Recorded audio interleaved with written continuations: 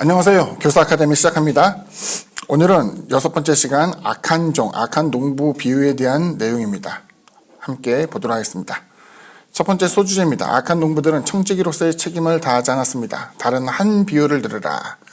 한 집 주인이 포도원을 만들어 산 울타리로 두르고 거기에 집자는 틀을 만들고 망대를 짓고 농부들에게 새로 주고 타국에 갔더니 열매 거둘 때가 가까움에 그 열매를 받으려고 자기 종들을 농부들에게 보내니 농부들이 종들을 잡아 하나는 심히 때리고 하나는 죽이고 하나는 돌로 쳤거늘. 진행되는 두 번째 단락이죠. 악한 농부들은 하나님의 경고와 하나님의 아들을 거부했습니다. 다시 다른 종들을 처음보다 많이 보내니 그들에게도 그렇게 하였는지라 후에 자기 아들을 보내며 이르되 그들이 내 아들은 존대하리라 하였더니 농부들이 그 아들을 보고 서로 말하되 이는 상속자니 자 죽이고 그의 유산을 차지하자 하고 이에 잡아 포도원 밖에 내쫓아 죽였느니라. 그러면 포도원 주인이 올 때에 그 농부들을 어떻게 하겠느냐? 그들이 말하되 그 악한 자들을 진멸하고 포도원은 제때에 열매 바칠 만한 다른 농부들에게 새로 줄지니이다. 이제 계속 이어나가기 전에 잠깐 정리를 하자면 여기 보면 이제 주님께서 비유로 말씀하신 것은 청지기, 다시 말하면 그 농부들은 누구인가에 대해서 이제 이야기를 하는 거죠. 뒤에 보게 되면은 하나님의 경고, 하나님의 아들을 거부했습니다라고 이제 표현이 되는데 이것은 바로 메시아이신 그리스도에 대한 거부하는 어떤 한 종교 집단에 대해서 이제 언급을 하는 거예요. 뒤에 나오게 됩니다만 이것은 이제 바리새인 이런 식으로 이제 계속 얘기가 되는데 율법학자, 바리새인, 사두개인 광범위하게 펼쳐져 있지만은 당시에 이제 사람들에게 지지를 받고 광범위하게 대표적으로 언급되는 것은 바리새인이 훨씬 더 많다라고 생각하시면 됩니다. 세 번째, 악한 농부들은 자신의 악한 계획 때문에 하나님께 거절합니다. 예수께서 이르시되 너희가 성경에 건축자들이 버린 돌이 모퉁이의 머릿돌이 되었나니 이것은 주로 말미암아 된 것이요 우리 눈에 기이하도다 함을 읽어본 일이 없느냐. 그러므로 내가 너에게 이르노니 하나님의 나라를 너희는 빼앗기고 그 나라의 열매 맺는 백성이 받으리라. 이 돌 위에 떨어진 자는 깨지겠고 이 돌이 사람 위에 떨어지면 그를 가루로 만들어 흩으리라 하시니 대제사장들과 바리새인들이 예수의 비유를 듣고 자기들을 가리켜 말씀하신 줄 알고 잡고자 하나 무리를 무서워하니 이는 그들이 예수를 선지자로 알미었더라. 자, 정리합니다.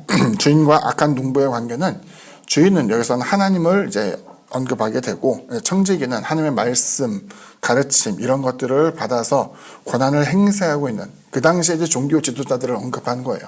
여기 표현되는 것처럼 대제사장들과 바리새인들이라고 표현되는 것처럼 하나님의 말씀을 자기 것이 아니잖아요. 하나님이 주신 것이니까 그것을 가지고 권한을 행사하면서 다른 사람들 위에 군림하게 되는데 마땅히 하나님께 드려야 될 결실에 대한 부분, 그 열매를 바쳐야 되는 그 순간이 되었을 때는 이것을 하나님께 바치지 않고 자신들의 이문으로 삼게 되었다는 거예요.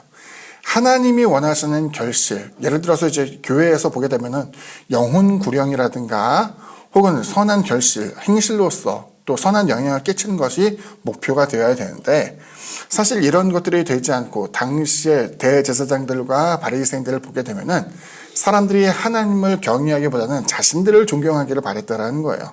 하나님께 바쳐진 것보다 자신들의 안정된 소득을 올리는 데 있어서 굉장히 관심이 있었고 이것을 볼 때에 이들이 그 같은 악행을 저질렀을 때 때가 되어서 하나님께 합당한 영광을 돌리지 않네? 그렇다면 이것을 달라라고 계속 이야기한다. 다시 말하면 과거에 있던 선지자들이 계속적으로 언급을 하면서 야 너네 그러면 안 돼. 악한 일을 해서는 안 돼.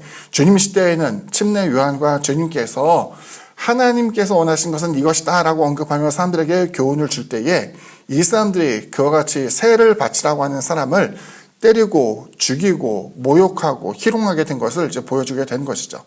하지만 그때 그 주인이 자기 아들을 보내면서 이야기한 것은 야 그래도 다른 종들은 다 때리고 죽이고 했어도 내 아들만은 존대하겠지라고 생각했지만은 실질적으로는 그 같은 일이 오히려 계속되어서 아들을 죽이는 비극에 이르게 된 것을 보여주고 있었습니다.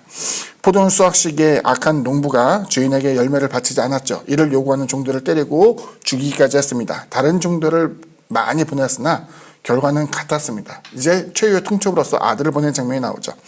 주인은 아들을 보내며 상속자인 아들을 존대할 것을 기대했지만 악한 농부들은 오히려 아들을 죽였고 유산을 차지하려 했습니다. 그때에 주님께서 이야기한 것은 그래 열매를 바치지 않는 주님께서는 포도원 농부들이 하나님 나라를 빼앗기게 될 것이고 열매 맺는 다시 말하면 하나님께 합당한 영광을 돌리는 사람이 그들이 놓쳤던 위협을 함께 받게 될 것을 주님께서 말씀하게 되었습니다. 이건 우리한테 이제 생각해 볼 바가 많아요. 뭐냐면은 대부분의 경우는 하나님의 능력, 가르침, 훈계 이런 것들을 전담하고 싶어 하는 사람들이 종종 생겨났어요. 그러니까 목회자들 가운데서도 나만 하나님의 말씀에 대해서 이해하고 있고 하나님께서 나만 들어서 사용한다라고 생각하는 거예요. 다른 사람을 업신여기는 우리가 지난주에 함께 나왔던 비유와 마찬가지로 다른 사람을 세리처럼 간주하며 사소한 죄에 대한 것을 언급하면서 그들을 비난하고 자기 스스로가 가장 성스럽고 또 견고한 사람인 것처럼 포장을 하게 되는 거죠. 여기 문제가 뭐냐면은 그들은 그러면 하나님께서 보시기에 정말로 좋은 사람이냐? 아니요. 악한 청직이었어요. 합당한 영광을 돌리지 않아요. 하나님께서 원하시는 것을 바치지 않았던 거예요. 그런데 그들이 행했던 여러 가지가 결국은 주님까지도 죽이게 하는 사건을 만들게 되었고 이건 우리 시대도 마찬가지예요. 결국 성경에 있는 모든 가르침과 훈계에 대한 결과는 어떻게 돼야 되냐면은 주님께 영광을 돌리는 것이 되어야 되는데 주님이 아니라 자기 자신에게 집중하도록 만들게 된 것이죠. 그때 주님께서 이야기하신 것은 그들은 하나님 나라의 유업을 빼앗기게 될 것이다. 더 이상 자신들의 소유가 되지 못한다. 그리고 그것을 하나님께 세를 바치게 되는 합당한 영광을 돌리게 되는 주님의 뜻을 따르게 되는 사람들에게 들어가게 될 것이다 라는 것을 우리에게 보여주고 있었죠. 하나님의 은혜를 자신의 것으로 삼으려고 하는 시도들은 항상 경계해야 됩니다. 그리고 우리 역시도 하나님의 일을 한다고 할 때에 다른 사람은 이거 하면 안 돼. 나만 그 일을 해야 돼. 내가 그 일을 가장 잘할 수 있어 하면서 다른 사람의 동참을 거부하게 될 때에 하나님께서는 오히려 그 사람을 크게 책망하고 진노할 수 있다는 것을 생각하면서 함께 협력하며 또 함께 하나님의 나라를 위해서 일을 하게 되는 우리 모두가 되기를 주님 이름으로 부탁을 드립니다. 이것으로 강의를 마치겠습니다. 감사합니다.